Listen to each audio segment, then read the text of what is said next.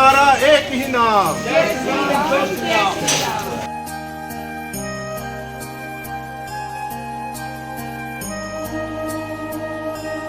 रामनवमी से पहले भिलाई में गूंज रहा है जय श्री राम और श्री राम जन्मोत्सव समिति के लोग निकल पड़े हैं एक मुट्ठी दान श्री राम के नाम लेने के लिए। श्री राम जन्मोत्सव समिति का 39वां वर्ष है और आज युवा विंग के मनीष पांडे वैशाली नगर और गुरु नानक नगर के क्षेत्र में पहुंचे हुए हैं। घर घर एक मुट्ठी अनाज दान दिया जा रहा है और ये सेक्टर 1 में होगी भव्य, जब शोभा यात्रा तब भंडारा भी होगा। और आगे की क्या प्लानिंग है मनीष जी जानेंगे। मनीष जी निकले हैं अनाज मांगने के लिए। जी, पिछले वर्ष भी हम लोग निकले थे और लोगों का दान के माध्यम से प्रसादी बनी थी। इस बार भी वही संकल्प है कि घर घर जाके लोगों के यहाँ पे दान लेना है। जी जी जी, नमस्कार, मनीष पांडे। तो इस बार लोगों से यही अपील भी करूंगा कि जिस वर्ष पिछले वर्ष की तरह इस बार भी उत्साह और उसी तरीके से आप लोग हमको समर्थन कीजिए, जो एक संकल्प के साथ कि रामनवमी सबका आयोजन है, पूरे संपूर्ण सनातन धर्म पर आस्था रखने वाले और प्रत्येक व्यक्ति के लिए। तो वो पिछले वर्ष भी हमको देखने मिला था कि अन्य धर्म और पंथ के लोग भी इसमें सहभागी बने थे और अपना दान दिया था और दान के साथ उस कार्यक्रम में भी आए थे। तो इस वर्ष भी हम लोग निकले हैं कि एक मुट्ठी दान के माध्यम से लोगों की सहभागिता सुनिश्चित करने के लिए। तो ये अच्छा आयोजन है, इससे घर घर जाने का अवसर मिलता है, उनका दान और उनका समर्थन लेने का अवसर मिलता है। ये तो दान की बात है, सीता रसोई में भी जाएगा यहाँ का दान कुछ? जी, पिछले बार क्या है कि 100 क्विंटल के करीब हुआ था और जो वहाँ पर उपयोग हुआ था वो 8 क्विंटल के करीब हुआ था। तो बाकी पिछला जो गया था वो हनुमान जन्मोत्सव में या अन्य धार्मिक आयोजनों में उसका उपयोग किया गया था। तो इस बार भी हम लोगों ने तय किया कि अयोध्या में जो संकल्प था वो पूर्ण हुआ है, तो जो भी बचा हुआ दान है उसको सीता रसोई में भी ले जाने का काम करेंगे। समिति की बात करें तो आपकी 2 पीढ़ी ऊपर से वो समिति चल रही है और लगातार कई वरिष्ठ उसमें जुड़े हुए हैं। आज राम मंदिर का सपना पूरा हुआ है और उस मंदिर स्थापना को लेकर के समिति की भी स्थापना हुई थी, उद्देश्य भी पूरा हुआ है। तो इस बार का आयोजन कैसा भव्य होगा?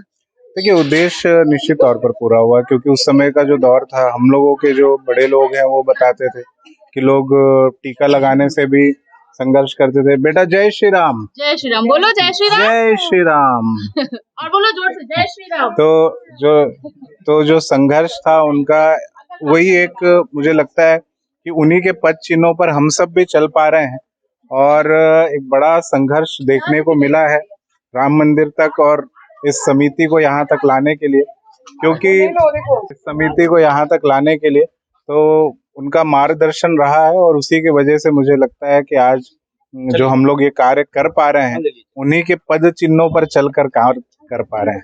पहले तो राम जन्मोत्सव समिति ने एक शुरुआत की थी शोभा यात्रा निकालने की, उसके बाद अब कई ऐसी संस्थाएं हैं जो हनुमान जयंती पे, रामनवमी पर लगातार अलग अलग ढंग से आयोजन कर रहे हैं। तो किस रूप में लेते हैं कि जो भिलाई का वर्ग है, युवा वर्ग है, वो सनातन से कैसे जुड़ रहा है?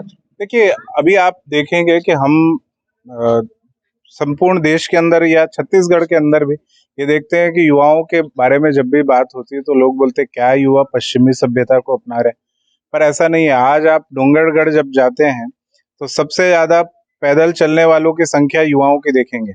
तो लोगों के धार्मिक आस्थाएं बढ़ी हैं, सनातन धर्म पर लोगों की आस्थाएं बढ़ी हैं और बड़ी संख्या में बढ़ी है।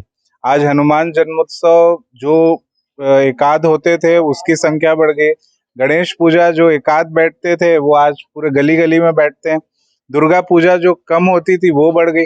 तो ये मूल तौर पर जो पूर्ण रूप से पहले लोगों को डर लगता था कि मौली धागा भी पहनेंगे तो कोई हम पर मजाक उड़ा सकता है, कोई टीका लगाएगा तो भी मजाक उड़ा सकता है, पर आज सच में ये बात है कि सब गर्व से कहते हैं कि हम सनातनी हैं और गर्व से कहते हैं हम हिंदू हैं।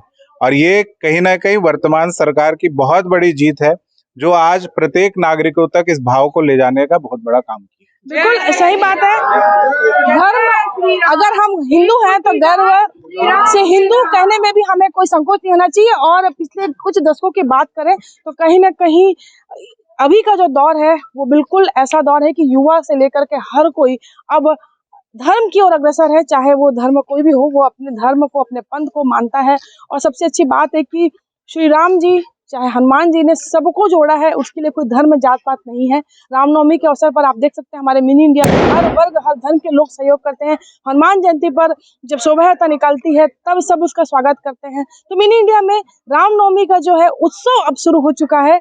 तो आप भी अगर आपके घर के आसपास भी कहीं कोई छोटा मंदिर या कहीं भी अगर ये समिति वहां तक नहीं पहुंच रही, तो हमारे भी अपील है कि आपके घर के आसपास जो भी मंदिर में अगर रामनवमी पर भंडारा होता है तो एक मुट्ठी अनाज का दान आप जरूर कीजिएगा।